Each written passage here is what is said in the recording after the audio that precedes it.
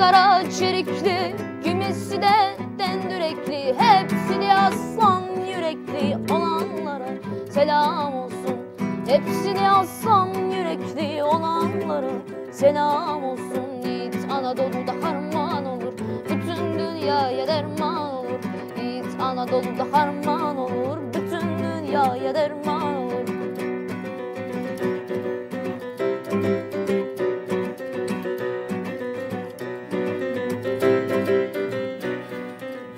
Vatanını namus bilen, milletini candan seven, şu dünyayı gül bahçesi edenlere selam olsun.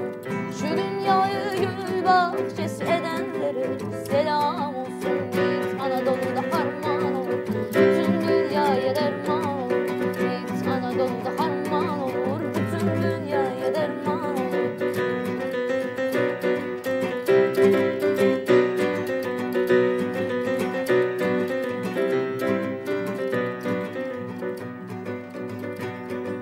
Hizmet için emek gerek, dünya ahiret bilmek gerek, Allah için sevmek gerek diyenlere selam olsun. Allah için sevmek gerek diyenlere selam olsun. Yiğit Anadolu'da harman olur, bütün dünyaya derman olur. Yiğit Anadolu'da harman olur, bütün dünyaya derman olur.